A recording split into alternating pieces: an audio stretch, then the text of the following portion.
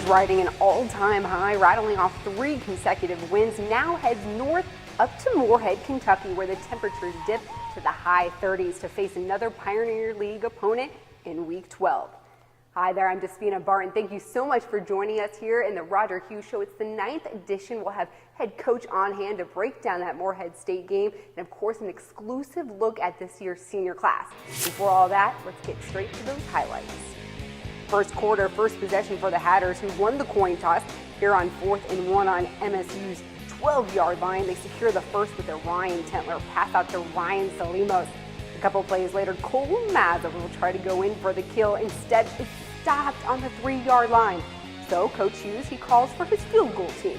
True freshman from Lake Worth, Florida, Jordan Acom drills it from 20 yards out, and Stetson takes the lead 3-0. Eagles taking flight now from the Stetson 30. Sophomore quarterback Austin Hafer hits Reese McShera on the screen for the touchdown. MSU goes up 6-3, but the PAT is a no-go. Hatters get the ball back with 5:36 to go in the first. Not looking promising here as Tentler gets taken down for an 11-yard loss. That was the first play of this series, but the Hatters, they rebuild and reactivate right here. Tentler off to Keegan Moore, picks up 32 yards. Stetson gets down to the Eagles 21. Now they're not able to finish the drive with a holding penalty, so they go ahead and bring out their freshman again, Jordan Acom. He's back out this time to attempt a 37-yard field goal.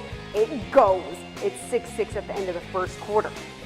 It was a fast and furious start here in the second quarter. Moorhead State led Rob Harden this time take the score in from the 3-yard line. This time the extra point goes down. Now Stetson, well, they answered 7 minutes later when Ryan Tentler connected with Chris Crawford for a 14-yard score. Unfortunately, the PAT gets blocked, leaving MSU up 13-12. The Eagles tack on one more touchdown before the half to lead 20-12. Third quarter started as a defensive brawl. MSU's first drive cut short when Chris Atkins, he makes the tackle, bringing down Reese McShera just shy of the first down. Eagles have to punt now for the first time all game. Cole Mazza then erupts on the next play for the Hatters, trekking 39 yards all the way down to the Eagles' 40. Next play, you got to give it up to MSU. They were ready for it this time. They push Mazza back, then Rob Lewis there. He forces the fumble, and the Eagles take the ball back. Hatters defense not backing down. Donald Payne, the Payne train, says, hey, nice to meet you to the Eagles quarterback. Makes the sack for an 8-yard loss. Payne would register 18 tackles and 2 big-time sacks against Moorhead. Eagles to punt away this time, and it's a bad snap. Ryan Powers, the 5'11 defensive back, picks it up, scoop and score. He takes it all the way in for the touchdown. That's the team's second fumble return of the year, and 6 more on the board for the Hatters. Tentler goes out for the 2-point conversion. It falls incomplete, but Stetson closes in on the gap. It's 2018, MSU with 10:01 to go in the third quarter. Stetson's defense forces the Eagles to punt away again on their next possession, giving the Hatters the ball back here at the 8:21 mark. Momentum riding high. Stetson on their own 25, 2nd and 1. Hey, my name is who? My name is what? My name is Cole Mazza. A 56-yard breakaway puts his team on the MSU 19. Mazza, by the way, would tally 118 yards on the ground in this contest. Tentler now on target, completes one out to Keegan Moore. Now on the 7, Tentler lets it fly again, but gets hit. Moorhead State's Justin Greer brings it down, and the win, well, it's instantly taken out of the Hatters' sails. Eagles convert on the turnover, stringing together 9 plays in an 80-yard push downfield. That's all capped off with a 32-yard passing touchdown out to Justin Cornwall. Hatters step back on the field only to go 3 and out. Well, for the Eagles, they close out the third with another score. Hatters offense hit a brick wall the entire fourth quarter, and at the end of regulation, the scoreboard read Moorhead State 41, Stetson 18. Stay right where you are, because when we return, head coach will break down that Moorhead State game himself. We'll also have a look ahead at the Hatters' final game of the season, special feature on the senior class on senior night. It's all happening right here on the Roger Hughes Show.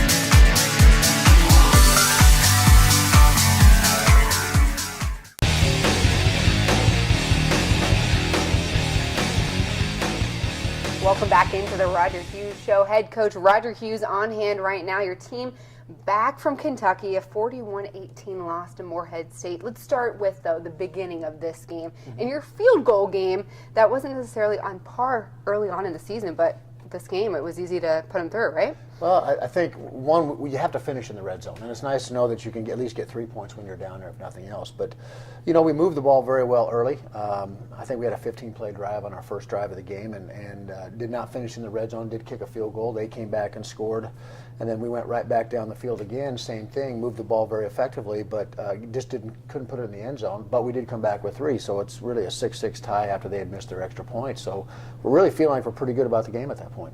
And like you said, those finishes in the red zone were not happening early on, but the second quarter, you guys were able to put another score on the board and not let it get out of reach, right? Well, we knew that statistically Morehead had a very explosive offense, and we knew that we were going to have to score some points to win the game. And yeah, Ryan Taylor hit, I believe it was Chris Crawford on a slant ball to get us back to within a couple at that point. And so, you know, we're hanging in there. We're not playing as well as we can, but we're hanging in there and thinking that, you know, we'll make some halftime adjustments and come back out and you know, start taking over the game. At halftime, like you said, it was a 2012 score at that point.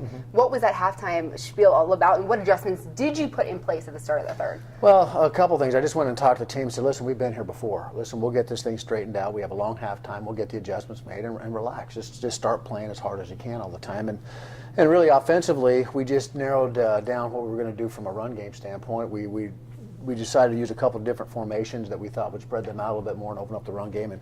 And defensively, we just had to get up and start playing on the perimeter. We had to start defeating blocks, getting over. They were cracking on our inside linebackers, so we had to get over the top of that and rally to the ball much more quickly. We probably played a little conservative in the first half in that our defensive backs were a little deep for the short passing game they were employing. And so we came out in the third quarter and actually did just that. You know, we had a big stop on defense. Our special teams, our SWAT team, punt block team, they had a bad snap and we took over and returned it into the end zone, and we went for 2 on that one. Were not able to pick it up, but again, it was 2018. Our defense made another stop right after that, and we took the ball right down the field. We had a couple more long runs and fumbled. Got the ball back again and took it right down the field, and then we threw an interception in the end zone. It just seemed like those 2 turnovers, you know, at that time kind of took a little wind out of our sail. But with 5 minutes left in the third quarter, we're still only down 2 at that point and really had a chance to still come back and stay in the game, but we just weren't able to do that at that point. What do you think stopped that from happening for you guys in that third quarter? Well, I think part of it, you got to credit Morehead. They did a great job. I thought they were much more physical than we were on both sides of the ball on the perimeter of the field. Their wide receivers, DBs. I thought our defense, you know, they run an offense where we can't put a lot of pressure on, and so they did a good job of being very patient with us. Offensively, we didn't execute as well. We had a couple missed routes. We didn't run the ball as effectively as we needed to in those situations, and it just seemed like little things here and there were just enough to keep us from getting down to where we needed to score. And so, you know, I think you know, they got a couple quick scores on some long balls early in the fourth quarter, and I think at that point in time we just couldn't regain the momentum. Coach, you did win a few statistical marks, that one being in the rushing game. Cole Mazza went off for a few big bursts out there and kind of gave re-energized the offense. Well, and that was good in the start of the third quarter. You know, we'd made some adjustments formationally. We started to get into what we call 2x2 sets, and that spread them out a little bit. And as we felt, you know, Cole had a couple big rushes right off the start. One to set up a chance to get it in the end zone, and then the other one we fumbled on it 2 plays later. So again, turnovers when you're on the road, you've got to be able to overcome that adversity, and we weren't able to do that. Very uncharacteristic for Cole Mazza, right, in that fumble.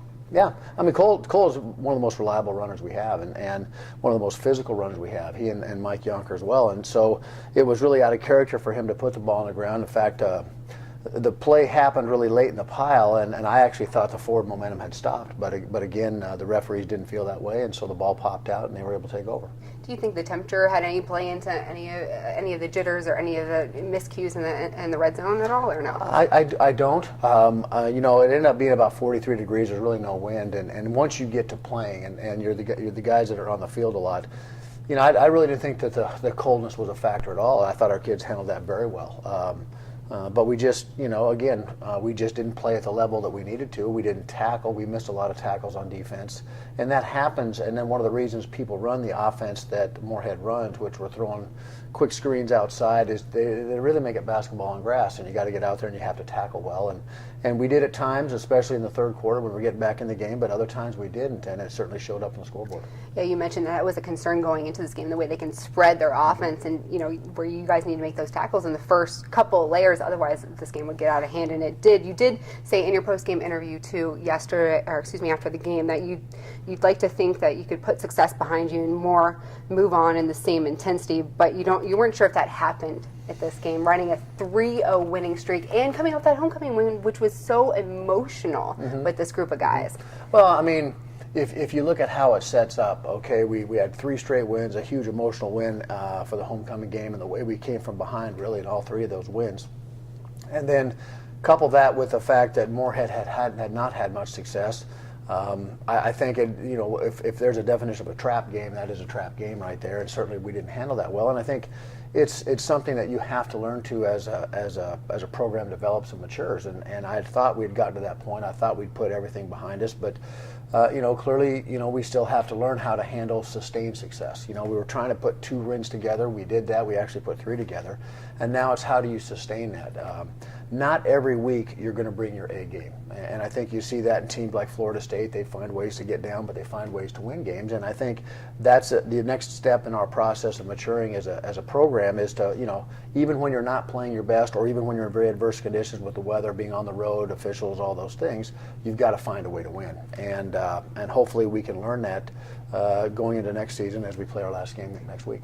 Yeah, I mean, this was just the first time that you've seen your team, after that tumultuous third quarter, kind of hit that brick wall. What was that locker room like after the game, and was everybody hanging their heads low? Well, I think there's no good way to finish a game that ends the way it did, and I think all of us were a little bit embarrassed. I think we had our tail between our legs a little bit. I think we all knew that we'd been physically beaten, and they just whipped us up front, and that's the bottom line.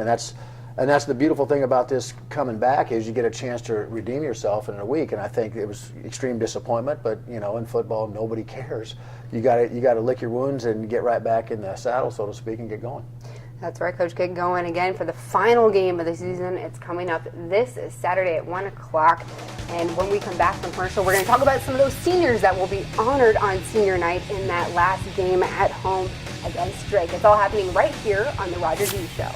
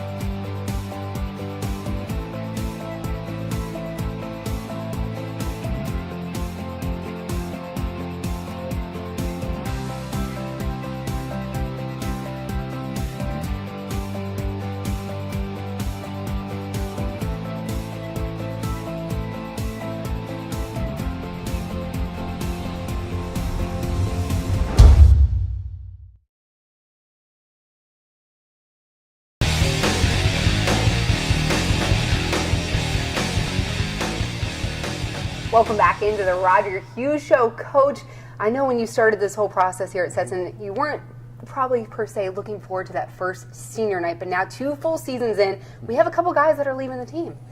Yeah, we have Jake Payne, who is the ultimate role player type guy, which I'll talk about in a second, and then Fletcher Eldemeyer, who was really kind of one of the first people to show up once we advertised that we were looking for players on campus, and he was in that first group that showed up. And has stuck with the process all the way through. Jake actually came a little bit later. He was within our first class and transferred in with a number of hours, so he academically is farther ahead than most, even though he's technically a junior. Academically, he's a senior. And I think he's going to try to pursue a career in the seminary. I know he's really turned on by the ability to help people and counsel people, and so I think that's going to be his pursuit as we go forward. Jake's been the ultimate role player. You know, he hasn't been a big star offense or defense, but he found kind of his niche, and on every football team you have players who have to fill that role. You may have to run some of the other team's defense, as he's done. You have to fill in on special teams, which he's done, and then be available even though, and have yourself ready to go and prepare as if you're going to start, even though you're not one of the starters going in. You have to be ready to take that next man up role that a lot of people do. Fletcher, on the other hand, was part of the process right from day one, and you know, he was in. I think we had 12 people show up for that first meeting, and he just kept coming back. And to give you kind of some perspective, we had really no student help on campus. We had no players on campus to host recruits. So part of probably the biggest thing in a recruit's experience is their relationship with their host, which would be a current player on the team. Since we had no current players, we actually recruited 108 players, which means we visited probably 150 to 175 players and parents that first year. And Fletcher was part of every recruiting weekend. He took it upon himself with a couple other guys to actually take all the recruits out one night to show them a good time, to talk about Stetson, to kind of be the face of the program from a student athlete perspective for the whole team. And he was an absolute road warrior. I know that he's taken his MCATs. He's going to be going to medical school. He does actually technically have a 5th year to play, but I think he wants to pursue the medicine as quickly as possible, which I'm going to continue to try to talk him into hanging around as he turned himself into a starting role. And Fletcher's unique because he didn't really play offense in high school. He played primarily defense. And while he came here, you know, we got to talk, and I liked his body style. I liked his what I thought was going to be pretty quick. I knew he was a very bright kid, and so that lined up to be a perfect center. The center has to be on your offensive line, has to be kind of the quarterback. They have to make all the line calls, change the protections, all those things. And I knew Fletcher, just by being around him, his great work ethic.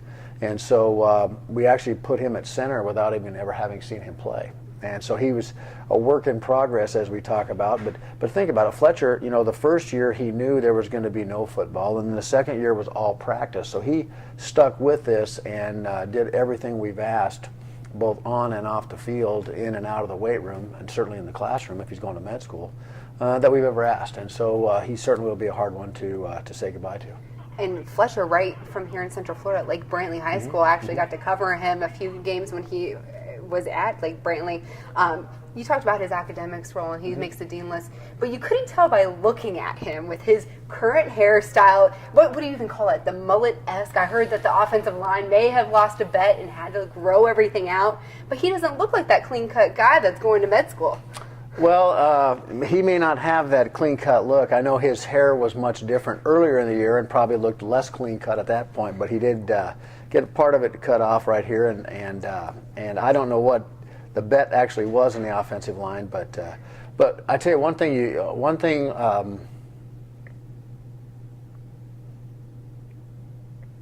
with Fletcher that's great is his caring about people, and that's why he's going to be a great physician, because he's not only empathetic, but when you have an athlete that's a doctor, think about it. If you're flatlining on a gurney, you don't want him to quit or give up, and that's why I think athletes are highly recruited to go into that type of profession. You know, you want them splitting the chest open, massage the heart. If there's someone I want working on me, if I'm flatlining, it'd be Fletch, because of his work ethic. And you know, now's the time when I've kind of put this off. I've been a head coach other places, and each year, as you said, you say goodbye to seniors. And so what happens is I'm talking to the mothers as they come in as freshmen and say, hey, Mom, cut the cord, they're ours. And so now I get to kind of feel what they go through as you kind of send them off. And I don't know what it's going to be like not to have Jake and Fletcher. They've been around for the whole time. And while it's great and you want to see them go on and have the success, that's why they come to a place like Stetson, to have that opportunity. It's going to be hard to see them go. It's going to be kind of unique not to have both of their smiling faces around here cutting up and giving us a hard time or doing those kinds of things. Coach, when we return from commercial break, we're going to go ahead and take a peek at Drake and kind of see what you're going to be dealing with that final game of the season. It's home, 1 o'clock here in DeLand. It's all happening next here on the Roger Hughes Show.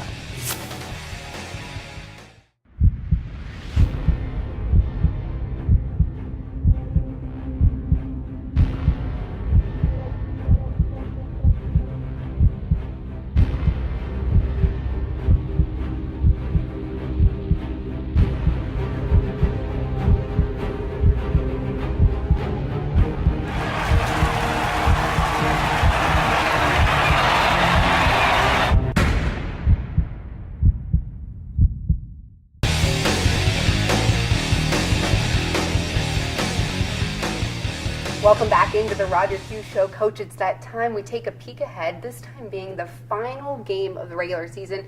It's Drake. It's all happening on Saturday at 1 o'clock. How do you even begin to prepare for this final game of the season? Well, you prepare like you do the other 11 games of the year, but by the same standpoint, there's some things you can do. You're always protective of the players, and I'm not saying we're not going to be protective of the players, but certainly it's kind of a throw the playbook in. Don't leave anything out. Leave everything on the field.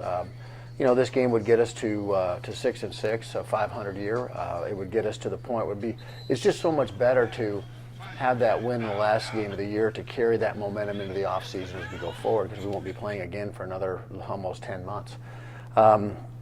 Drake is going to be a very tough out for us, so to speak. They are a very experienced team. They've had a great success within the league. I think they were league champions 2 years ago. They have a new coaching staff, which I think showed a little bit early in the process, but they've improved each week, and they're going to be very formidable. A big physical team, a lot of experience. Defensively, they're a four-down type look, which we've seen before. Offensively, they're going to mash the ball. They're going to try to out-physical you. They use a lot of different formations as well. So it's going to be a very difficult task. It's much like playing San Diego and Butler and the perennial favorites of the league. Drake has always been in that same breath with all those teams, and so if we're able to squeak out a win and get one in this case, I think it's another landmark game for us to establish ourselves as a program that can be at the top of the league year in, year out.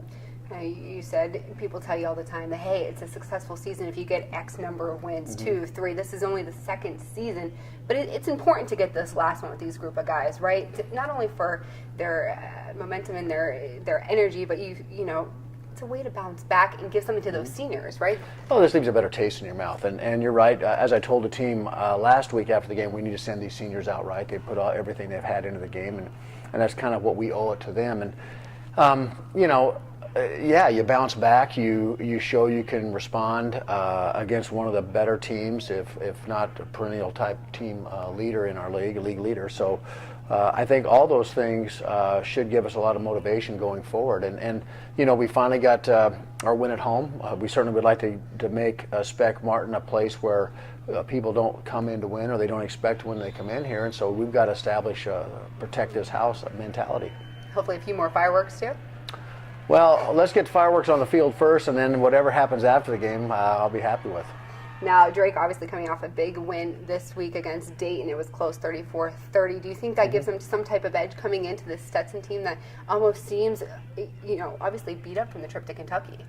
Well, I think, Drake actually had a bye week. They actually beat Dayton a week ago, and And so, yeah, I think they should be fully healthy. They'll be back at full strength, and I think that obviously compounds the complexity of our task here to get them put away. But for them to beat Dayton, that was a big win for that program. Dayton, again, was at the top of the league and is another big physical type team. And so they're going to be coming in here with a lot of confidence. They're going to be coming in here probably sky high. They're getting out of 14-degree weather and coming down here. My hope is it'll be 105 and really humid down here, and we'll maybe help them melt a little bit. Coach, last season, just one conference win. You have a chance and an opportunity to make it 4 conference wins. What's your biggest concern with that final game of the season?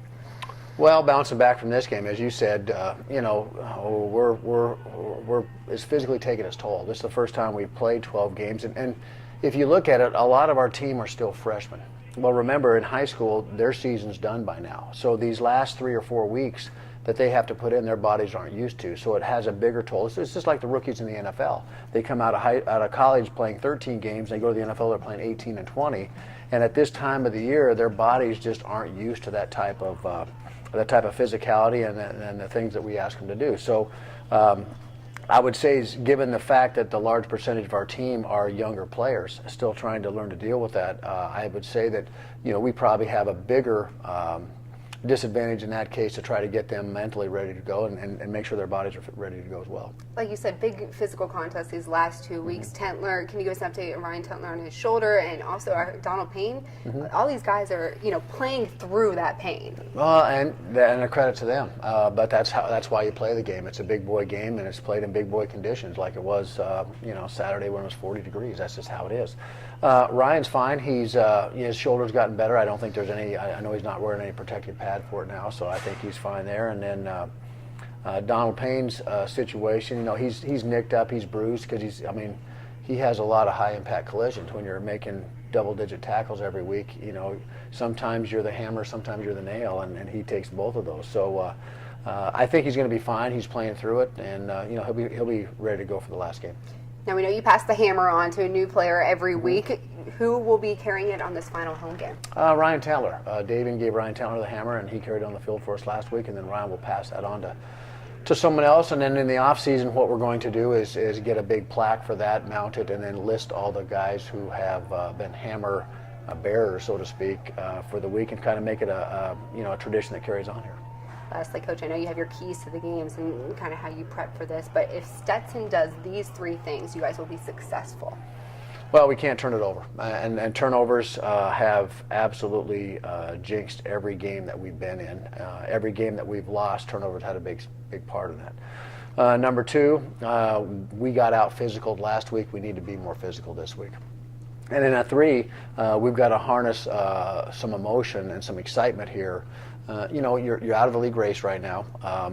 It's the last game. There's some sentimental stuff, and so we've got to find that way to peak and get that energy level and that intensity level that we saw during homecoming here 2 weeks ago. And hopefully there'll be a great crowd. I know that every game that's been here recently has just been a great, exciting game. So hopefully we can get a lot of people turn out.